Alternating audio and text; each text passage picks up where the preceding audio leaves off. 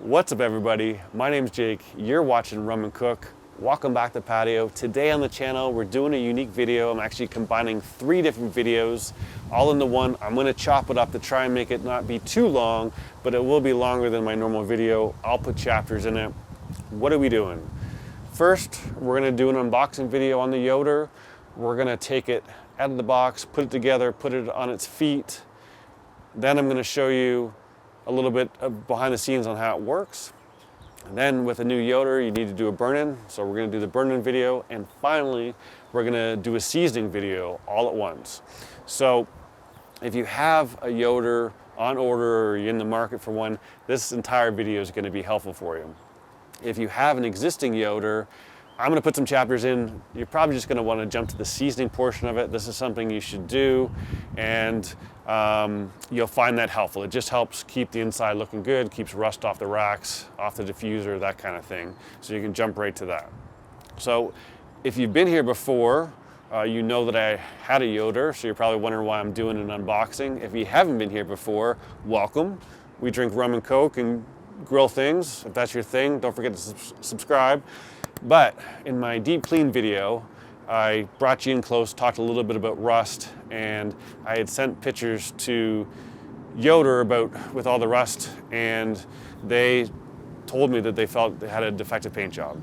For a pit that was only 20 months old, there was no reason for it to have that much rust built up on it, especially considering that I'm pretty anal about keeping things clean and covered and all that good stuff. So they offered to send me a new one. I took them up on that. So that's why we're doing an unboxing. And you know, it's a little bit of a longer video. It is shot over multiple days through some thunderstorms, so it's definitely interesting trying to get it all recorded in there. You're gonna see me change clothes a few times. Grab a cold one, let's get into it. Let's get this guy open and see what we got.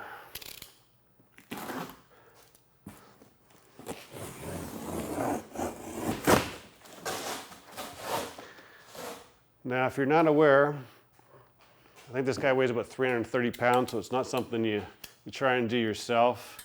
I did have a helper come out and help me tilt it up. Whoa!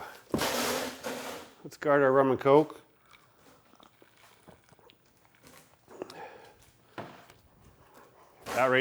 That right there is alcohol abuse. Forgive me for that. So we've got some things in here.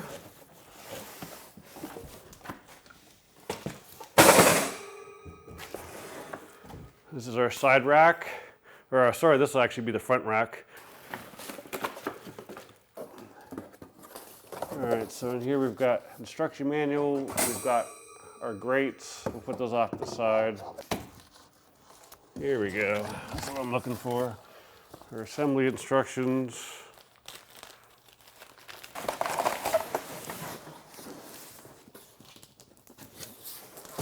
In here, I'm assuming this is the legs.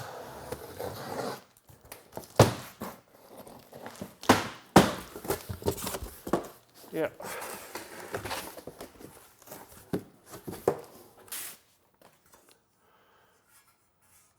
Little rails here.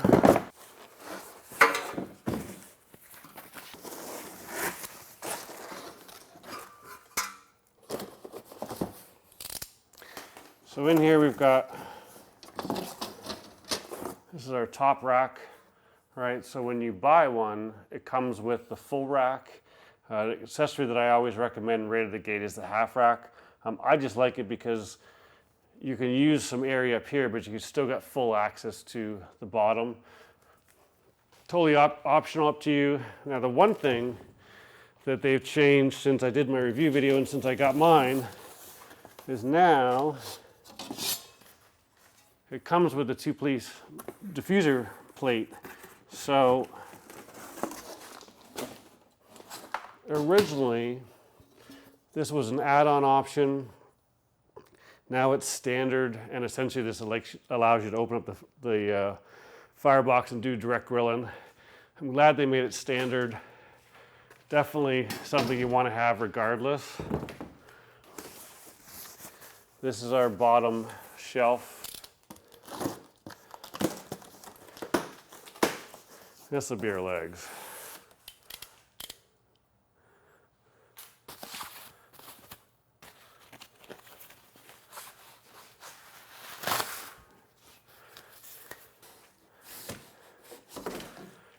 Got like a big 10-inch rear wheel.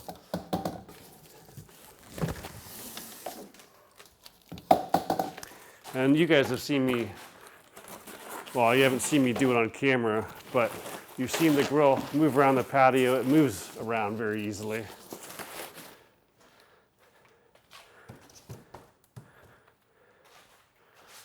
I think that's probably about it. So it's nice and covered so it doesn't get scratched in transit. This is our pin for our chimney. This is where our grease bucket goes. So the back is where our big wheels go, the front where our small wheels go. So we're all set up. We've got a little bit of a visitor on camera. This is Zeus. He's a big suck. Lots of people give pit bulls a bad rep. Well, this guy is as cuddly as they get. He always likes to be near you, and when he sleeps, he likes to be touching you. He's a good boy. Anyhow, you're in the way. I know, you're a good boy, but you're in the way right now. So real quick on this, when you look here, you can see some cutouts here. If you look here, you can see some cutouts on here as well, and you're gonna look at your legs, and we're looking for C and D. Here's our C, and there's our D. So just make sure that you're looking at that. What's up, dude? There you go.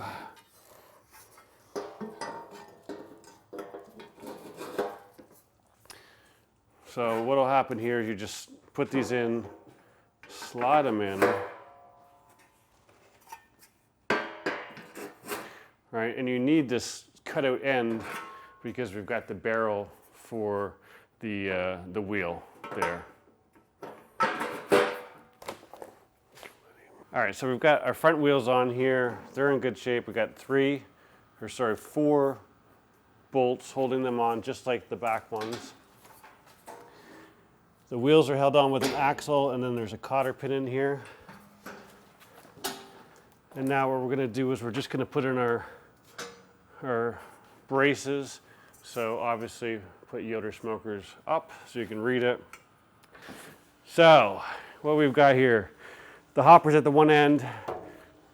This is the pit at the other. This is the heavier spot. So what you're gonna do is you want the big wheels to keep on turning and go up top.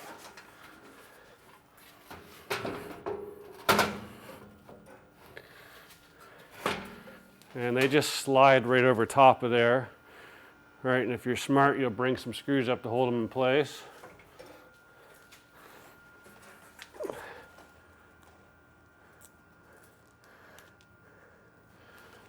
I didn't claim to be smart, but luckily I got long arms. There you go.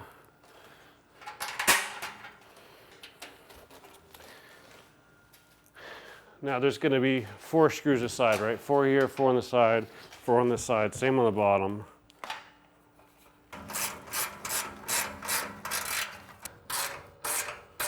So everything's together now, we're in good shape. This thing is heavy, right? You need 2 people to get this out of the box. I'm not going to do that on camera. I'm going to get a volunteer to help me, but they're not going to want to be on camera. So we'll come back once I get it out of the box. It's a lot of muscle and a lot of sweat. We got it out. Here's what you're looking at.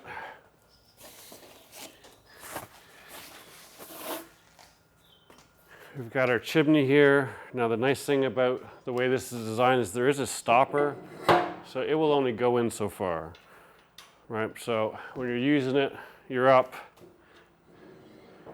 When you go to put the cover on it, you loosen it and put it down.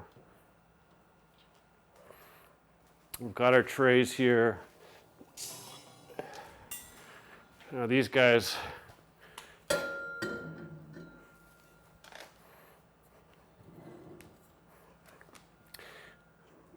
just slide in place here, and then if you have the stainless steel shelf, you slide that over top. It's held on by 2 screws.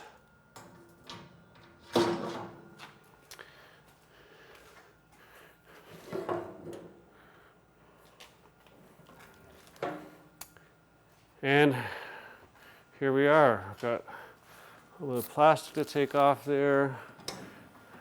Here's our hopper.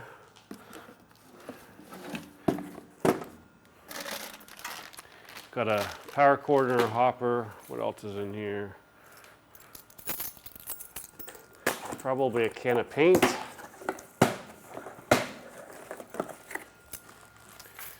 We've got our temperature probes, a can of paint, and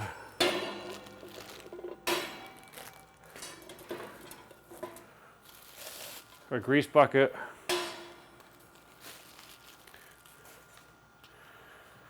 Some stickers, and I can't remember where this rubber plug, oh, this is if you ever want to travel and you want to cover up the hole for this, but this just goes under here, but you can plug up the hole underneath. Now if you look on Amazon, you can find some Traeger tinfoil buckets that'll go in here.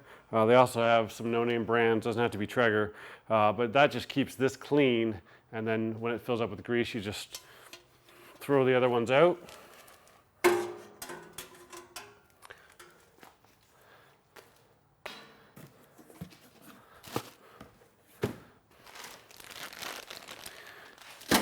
So let me bring in a little closer and we'll show you a couple things here. So not too often you get to see a clean hopper, but here's where all your pellets go. The Yoder holds 20 pounds of pellets, and this guy here feeds them into the firebox. So if you look at your firebox inside, oh.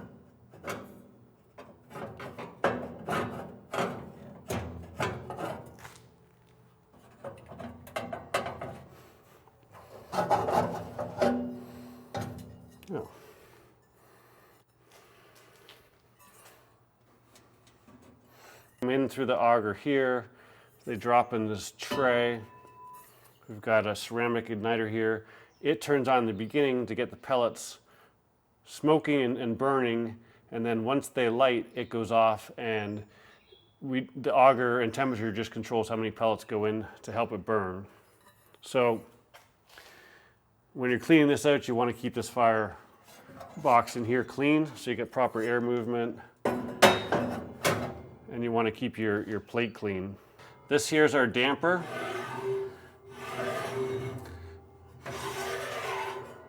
The premise here is that when you move it over here, you get hot area over here.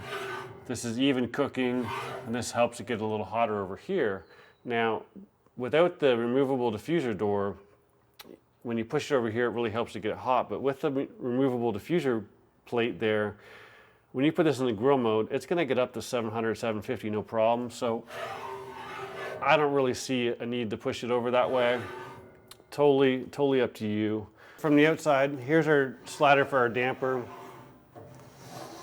Fully adjustable. So what I end up doing is, like I said, I leave it in the middle a lot of the time. Somewhere halfway in here to 3/4 of the way in there, and you're good. Now we put in our removable diffuser plate. So if you look at this guy's got a slot right here, and there's a lip here that it sits on.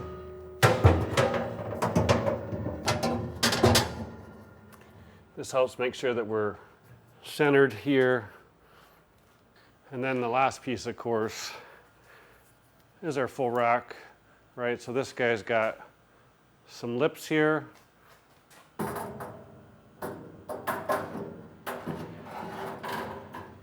That way you can have lots of weight on here and not have to worry about it. That slides in.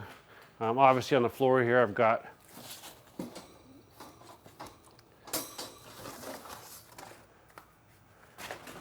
there's 4 of these, so these go in here for your bottom. I'm not going to put those in until I move this because I've got to go up a couple stairs and around the back. But that gives you an idea how we're looking when we're put together. Now obviously, right, when you have this full rack in, access to the bottom is a little bit tougher. So that's why I love having the half rack. It's exactly half a rack. So when it's all the way back, you've got full access there. But when you need extra room up here, you've got the best of both worlds. So unless I'm cooking a lot of food, I probably run with the half rack 90% of the time, I would say, easy. So definitely an accessory that I recommend. I've got some other accessories. We're gonna do another video on that. But that gives you an idea of where we're at. From this point on, we've got to do our initial burn-in and we've got to do a seasoning. So we're gonna do that as part of this video, but I'm gonna wheel it around back and I'm gonna do that tomorrow. So as you can see, we got the Yoder on the patio. It's actually been a week, hence the change of clothes. So a couple things right off the bat. It's going to rain. It's going to rain for the next few days, but I'm really trying to squeeze this video in because I used my Yoder through the week, and until I do the initial burn-in and my seasoning, I can't use it. So bear with the lighting a little bit, bear with the noise. We've got people cutting the grass in the field behind me, so we're going to work around this.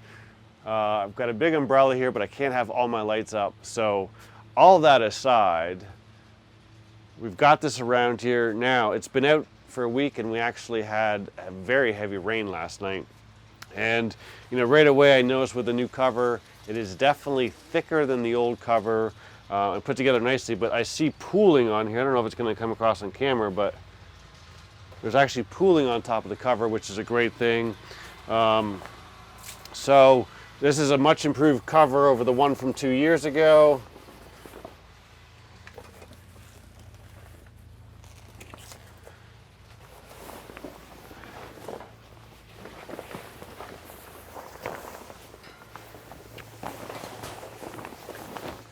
So outside of me dragging some water across it, we're good. So as you can see right now, I've still got the standard covers on here. Here's the sleeves, right? So these just go on. They're held on with a bolt. What I'm going to do after we fire this up, we've got to do burn-in for an hour. I told you about this in another video. This is Barkeeper's Friend. We're going to take and just give these a quick polish / clean with this stuff. As long as you go with the direction of the grain, it'll take this up. It's great for stainless steel. I'll put a link to that below. But let's get this guy plugged in.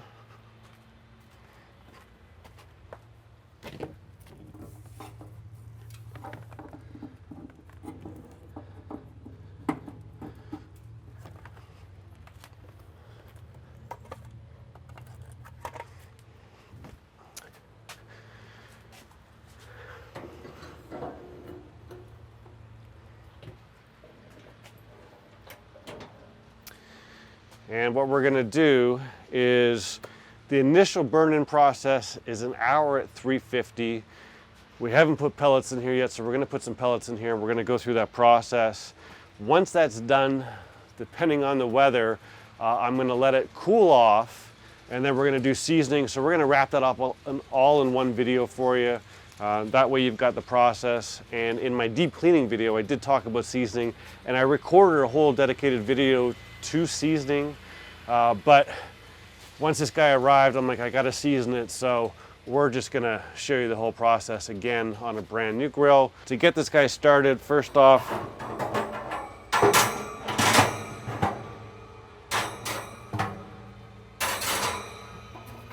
we gotta take our plate out here, and we're just gonna dump some pellets in here. Now usually when it comes to this process, it doesn't really matter what pellets you use. I'm just using what I have the most of. In this case, it happens to be mesquite. Let me pull you in close. Just gonna show you how we get this primed. So all we're gonna do, we're gonna just grab a handful of pellets, put them around the igniter. We'll turn this guy on. You can hear the fan start up. And once your menu loads, we're just going to hit start. All right, so the default temperature on one of these guys when you first turn it on is 350. That's our target today. So it's going to tell you that we're heating up. Now, as you can hear already, we've got pellets dropping in, right? So we've got the auger right here behind this plate. And because the hopper is right next to the firebox, it doesn't take long to get pellets in there at all. And right in the center here, we've got a ceramic igniter. That guy's firing up. It's gonna get the pellets started, and soon we'll start to have some smoke.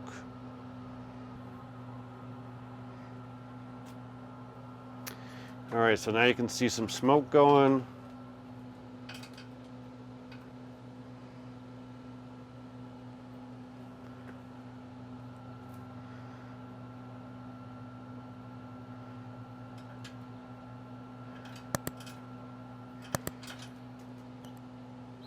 So as you can tell by the camera, that's white, thick, dirty smoke. We have ignition. This is the only time you're going to see that white smoke. And we're going to talk about that in another video, talk about getting the best temperature control out of your Yoder. But once it starts up and clears up, it'll be clear blue smoke from now on. So let's put our plate back in.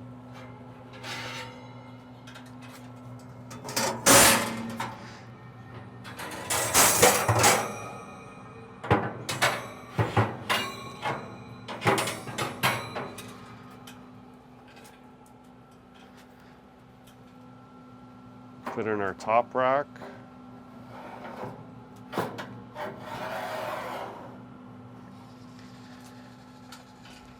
And just like that, we're fired up for the first time. We're gonna let this preheat to 350. Our goal here is to let this run for an hour. And what we're gonna do is we're just gonna burn off any oils or anything from the manufacturing process and get it ready for seasoning. Now, the dark clouds have rolled in, so I don't know if we're gonna be able to film when we turn this off, but we are gonna let it run for an hour. It'll be covered in the umbrella, so we're good there. When you do turn this off, you just push the power button, and then it will slowly cool itself down, slowly slows down the amount of pellets in it. Always keep it closed when you do that. And it'll run for up to 18 minutes until it's cool, and then I think it's below 190 is when the fans will finally turn off. I'll double check it, I'll put it down here, it might be 175. But we're gonna go through that process, let it cool down, and then we'll hopefully shoot the seasoning video if the weather holds off. Initial burn-in is complete. We let it go for about an hour and 20 minutes. The skies opened up. It got a little bit crazy for a while. Luckily, I was able to get all my gear inside. I have a huge 13-foot umbrella, so I was able to keep the Yoder covered out of the rain. Now, if you read the instruction manual, it tells you right away, do not use this in the rain. All right, these pellets are compressed, they get a little bit of moisture, and they just expand, and it turns into a mess. You're gonna jam your auger, and you don't wanna do that. So I was able to keep it covered, and then we did this shutdown sequence. It was still raining, so we couldn't film that, but now the sun is out, and I've gone ahead and vacuumed this all out, get rid of all the initial ash from the burn-in. If you haven't been through that process before, I will link to my deep clean video up here, and then I'll give you a full step-by-step guide. Now, what we're gonna do, we're gonna put this in place as a grease bucket. Talked about these before. These are actually from Traeger, but you can get them on Amazon, and they just collect the grease so that this way you're keeping your bucket clean, and these are just disposable. This guy goes up underneath here. There's a little hook there. Very important to put that in before we get the seasoning done, because we're gonna have a lot of grease and oil drip out, and you want that there for all your cooks. So if you have a new pit, this is very easy. You vacuum, you wipe it clean, you're done, and we get some oil. If you have a pit that's got some use on it, how do you know when to season it? You're gonna notice on the lid, on the back wall, on this area over here, you're gonna start to see some flaking. And it all depends how much you use your pit, what kind of smoking you do. Are you doing long, slow smokes? You're just using it more grilling. But over time, you will definitely get some buildup, some flaky material here. And all you do, we did it in my deep clean video, but all you do is you take a brush. I took a plastic bristle brush. Actually, I used a toilet brush. We cleaned out the chimney and we wiped down all the flaking from here. And now what we want to do is, this is canola oil. This is what they had at Costco. You're going to go through a lot of this. You see there's 2 cans here. So we want to give the inside a good spray down. We're going to do the grates, and what we're doing is we're trying to help prevent rust. We've got our diffuser door here, and we've got our diffuser plate and our new full rack. But what we want to do here is we just want to give this a nice good coating of oil. We're going to move our rum and coke.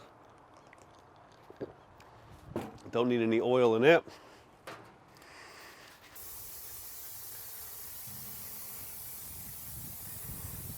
Now what I did is I wiped down all the surfaces because it was new and clean. There was just that little bit of pellet ash there, so I wiped it all down. You don't have to do that.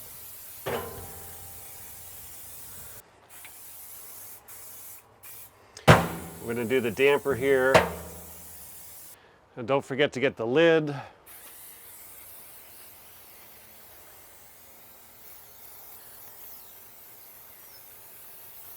Now right away, one thing I'm noticing with a brand new pit, I'm not using nearly as much oil as I did when it was dirty and needed some good maintenance. And I'm trying not to get any on, there's a felt liner here just to help seal the lid.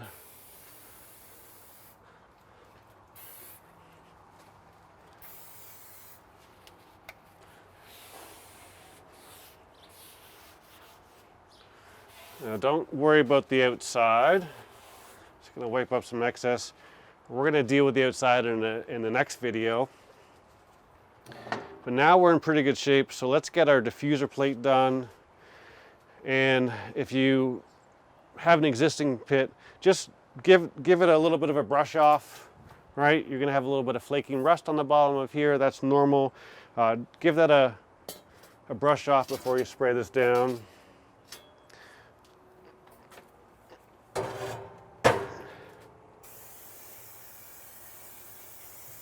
Now that we've got our diffuser plate in, we're going to do the top of it. And we're going to put a really thick coating on here. We'll put our door in. We'll give the top of this a coat. Now we'll take the full rack that comes with it. We'll put it in here upside down.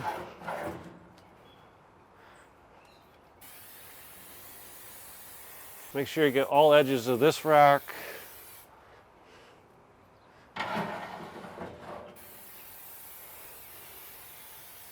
Now I've gone and done all outside edges of it, top and bottom. And we're going to do my half rack. Again, since it's going to be on, there's a couple spots that just need some love.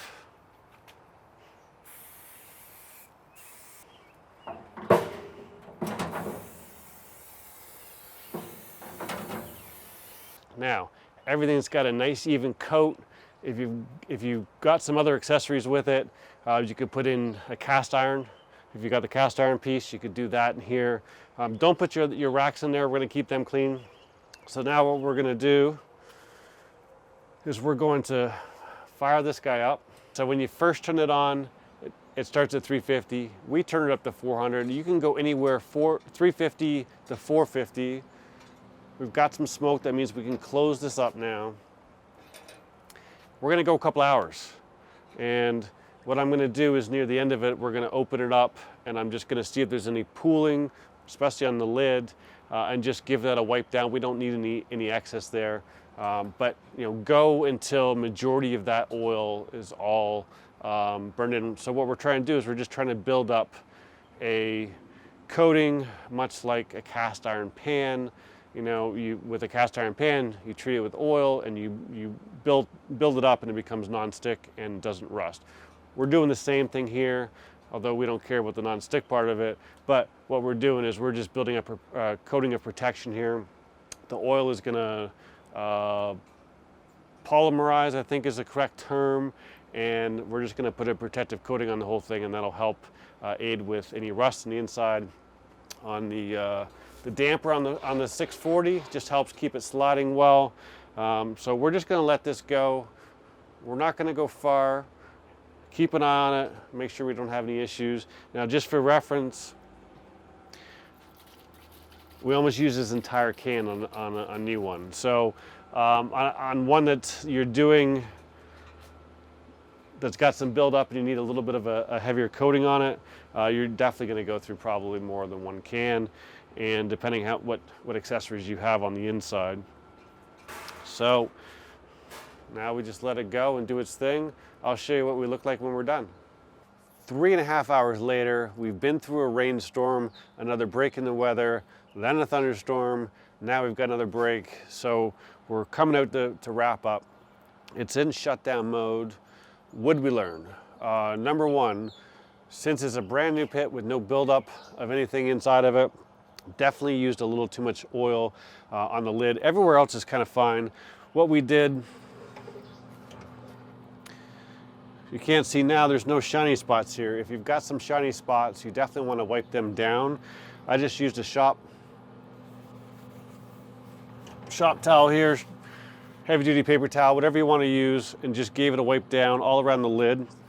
Everywhere else is fine.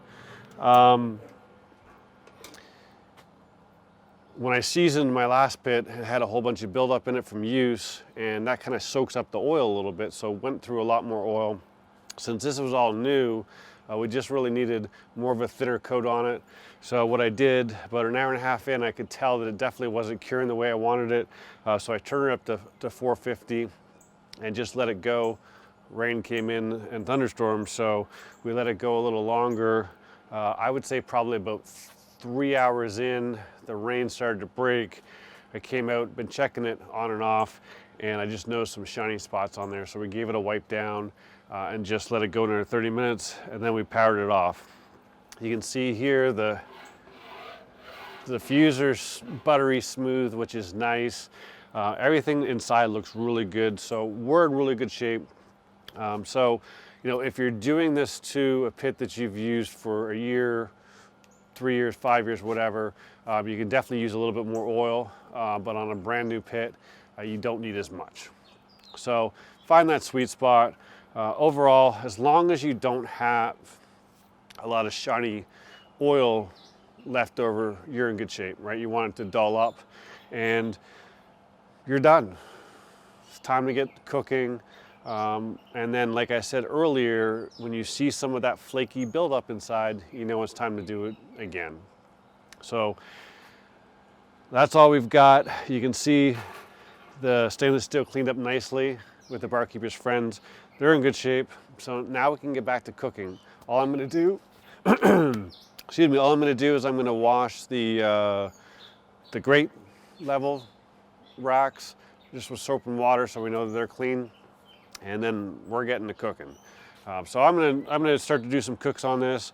What I am going to do real soon here is we're gonna talk a little bit about exterior rust. I've got a product that we're gonna apply. We're gonna talk about that. And we're gonna go into some detail on how to keep your pit looking great. So thanks as always for watching. If you haven't subscribed yet, please do so. If you like the video, give us a thumbs up. We do new videos every weekend. I'll see you soon.